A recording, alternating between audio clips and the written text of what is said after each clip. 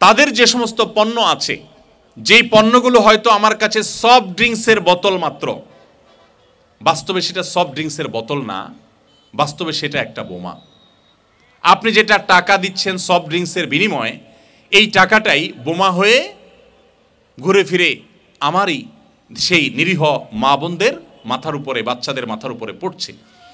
এই সফট ড্রিঙ্কসের বোতল যখন আপনি কিনছেন, এবং সাবান, শ্যাম্পু, লোশন, যত প্রকার তাদের যে সমস্ত পণ্য আছে, হোক সেটা প্রসাধনী, হোক সেটা কোনো আপনার অন্য ব্যবহার্য পণ্য, হোক সেটা কোনো ড্রিঙ্কস, আপনি মুসলমান হিসাবে আপনি সেটা নিজে বর্জন করার পাশাপাশি কয়জন মানুষকে বর্জন করতে উৎসাহিত করেছেন?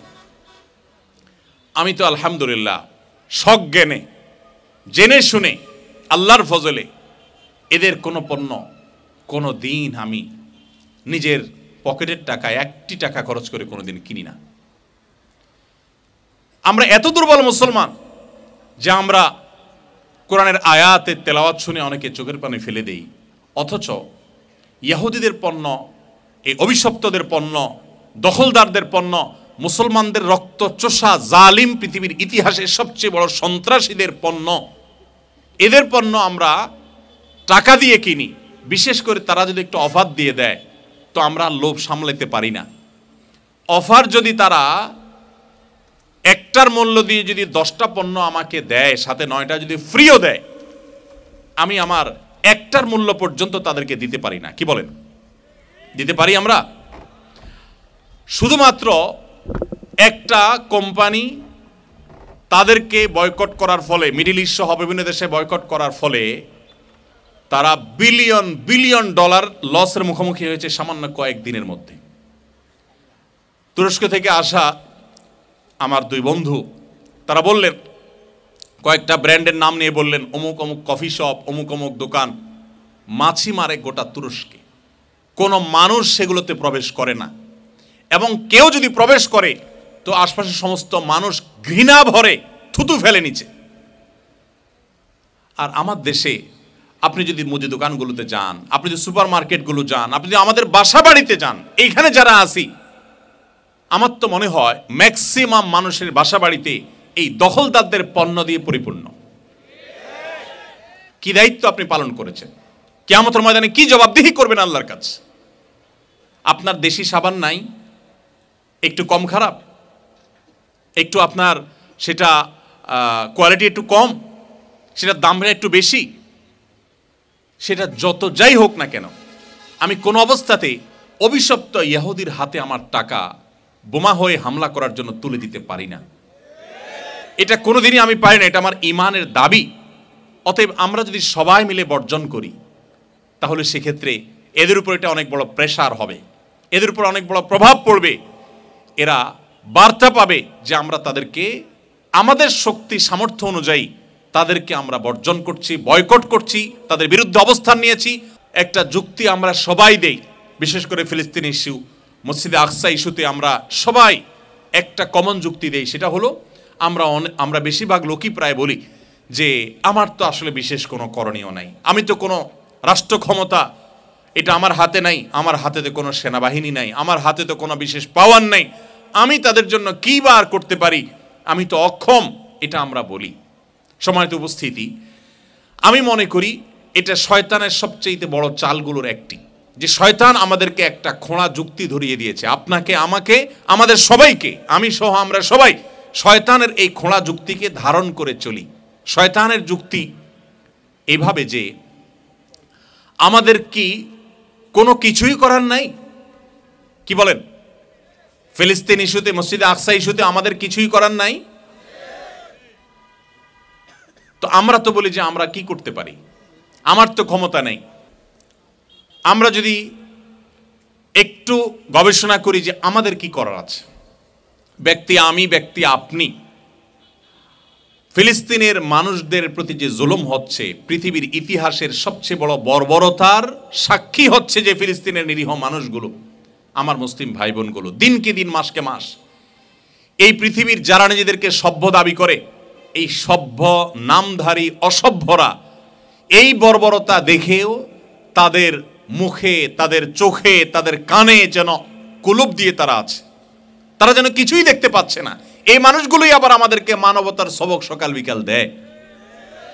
যারা আমাদেরকে সকাল বিকাল মানবতার সবক দেয়, সেই সভ্যতার ভেগধারী অসভ্যদের মুখোশ আমাদের সামনে ফিলিস্তিন ইস্যু এসে দিনের আলোর মতো উন্মোচন করে দিয়েছে, এবং সেই সাথে মুসলিম নামধারী মুনাফিকদের মুখোশ উন্মোচন করে দিয়েছে। সম্মানিত ভাইরা আমার, এই ইস্যুতে আমাদের প্রত্যেকের অনেক করণীয় আছে, বহু করণীয় আছে। আল্লাহ তাআলা আপনাকে জিজ্ঞাসা করবেন না তুমি কেন তোমার ক্ষমতা দিয়ে সেখানে তাদেরকে দখলদার মুক্ত করো নাই। আল্লাহ তাআলা জিজ্ঞেস করবেন না, কারণ আপনার সেই ক্ষমতা নেই। কিন্তু আপনার যেই ক্ষমতা আছে সেই ক্ষমতার ব্যবহার কতটুকু করেছেন, এর জন্য আল্লাহর কাছে জবাবদিহি করতে হবে। কি ক্ষমতা আছে? আমাদের অনেক কিছু করার আছে। আমার প্রিয় বাংলাদেশ থেকে উল্লেখ করার মতো, আঙ্গুল দিয়ে দেখাবার মতো একটি কোনো প্রতিবাদমূলক, একটি কোনো বড় আয়োজন আমার চোখে অন্তত পড়েনি। আমি নিজেও এর জন্য দায়ী। আপনার মধ্যে এতটুকু ইমানি আত্মসম্মান নেই, এতটুকু গায়রত নেই, এতটুকু তেজ আর জজবা আপনার মধ্যে নাই যে আমি আমার টাকা দিয়ে এদের জিনিসটা কেনা মানে হলো তাদের সে অসভ্যতা, তাদের সে লাম্পট্য, তাদের সে অপকর্ম, তাদের সে ঘৃণ্য কর্ম, সেটাকে প্রতিষ্ঠা করবার জন্য আপনি সহযোগী হচ্ছেন। কিয়ামতের ময়দানে এর জন্য আপনার আল্লাহর কাঠগড়ার আসামি হয়ে দাঁড়াতে হবে। আপনি নামাজ পড়ছেন, আপনি রোজা রাখছেন, আপনি ওয়াজ মাহফিল শুনছেন, কিন্তু আপনি এই জিনিসগুলো কিনছেন। কয়দিন আপনি কয়টা দোকানে, মুদি দোকানে গিয়েছেন? আমি বহু দোকানে গিয়েছি। অনেক মুদি দোকানি ভাইকে আমি ব্যক্তিগতভাবে বলেছি, ভাই এই পণ্যগুলো না রাখলে আপনার দোকানে কেনাবেচা একটু কম হবে, আমি জানি হয়তো আপনার একটু কিছুটা ব্যবসা মন্দা হবে। আল্লাহর জন্য এটুকু জিনিস ত্যাগ করতে না পারলে কোন মুখে আল্লাহর কাছে জান্নাত দাবি করবেন কিয়ামতের ময়দানে? কি ত্যাগটা করেছেন, কি স্যাক্রিফাইসটা করেছেন, সাহাবীরা কি করেছেন, আল্লাহর প্রিয় বান্দারা কি করেছেন, নবী রাসূলগণ কি করেছেন, আল্লাহর ওলিগণ, নেককারগণ, মুত্তাকিগণ, সালেহিনগণ কি করেছেন। আপনি শুধুমাত্র এই অভিশপ্তদেরটা না কিনে কোন একটা মুসলমান কোম্পানি কিনলেন, আপনি নিজের দেশেরটা কিনলেন, এটুকু স্যাক্রিফাইস আপনি করতে পারলেন না। তারা হয়তো অফার দিয়ে আপনাকে লোভে ফেলে দিয়েছে, সেই লোভটা আপনি নিয়ন্ত্রণ করতে পারলেন না। কোন মুখে আল্লাহর কাছে আপনি কিয়ামতের ময়দানে জান্নাতের আশা এবং দাবি করবেন? কোন মুখে বলবেন আল্লাহ আল্লাহুম্মা ইন্নী আসআলুকাল ফিরদাউস? কিভাবে আপনি দাবি করবেন আল্লাহ আমাকে জান্নাত দাও? মামুর ভাইয়ের আবদার, আপনি কি স্যাক্রিফাইসটা করেছেন আল্লাহর জন্য? এদের সমস্ত পণ্য মৃত্যু পর্যন্ত আমরা বয়কট করব তো ইনশাআল্লাহ।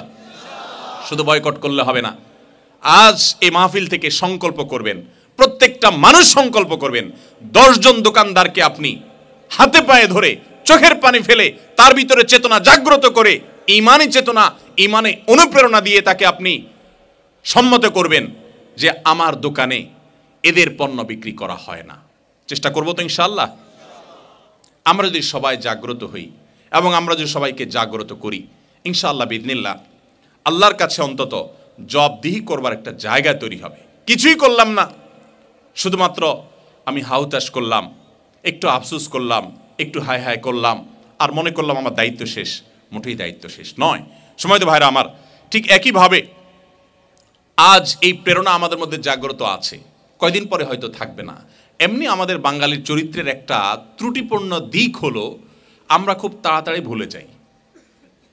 সেটা ভালোটাও তাড়াতাড়ি ভুলে যাই, মন্দটাও তাড়াতাড়ি ভুলে যাই। কোনো চোর ধরা পড়ার পর গণপিটুনি দিয়ে যখন তাকে মুমূর্ষ বানিয়ে ফেলে মানুষ, যদিও ইসলাম গণপিটুনিকে সমর্থন করে না, বিচার বহির্ভূতভাবে কোনো মানুষকে গণহারে পিটাতে থাকবেন এবং কোনো প্রকার বাজ বিচার ছাড়া তাকে হত্যা করে ফেলবেন বা গণহত্যা করবেন বা আপনার পিটুনি দিবেন, ইসলাম সেটাকে সমর্থন করে না। আমি জাস্ট বোঝাবার জন্য বলছি। কোন একটা চোরকে ধরার পর যখন সবাই মারধর করে, সে যখন আহত হয়ে যায়, ওই মানুষগুলো কিছুক্ষণের মধ্যে আবার সিম্পেথি দেখায়, আহারে বেচারার এই অবস্থা। আমরা বাঙালি এত তাড়াতাড়ি ভুলে যাই। সেখানে আজকে মসজিদে আকসার ইস্যু, আজকে ফিলিস্তিন ইস্যু আমাদের অন্তরে জাগ্রত আছে। হয়তো আর 6 মাস পর বা 1 বছর পর আমরা আবার আমাদের ভাত কাপড় নিয়ে ব্যস্ত হয়ে যাব, আমাদের মনে থাকবে না। কিন্তু আকসার এই চেতনা আমার দায়িত্ব আমার সন্তানের মধ্যে দেওয়া, আমার সন্তানদের দায়িত্ব তাদের সন্তানদের মধ্যে দেওয়া, প্রজন্মকে প্রজন্ম এটাকে ধারণ করে, এটা আমাদের ইমানি দায়িত্ব। তো তার অংশ হিসাবে আমি দীর্ঘস্থায়ী পরিকল্পনার অংশ হিসাবে যেন আমার এটা ভুলে না যায়, আমি যেন স্মরণে রাখি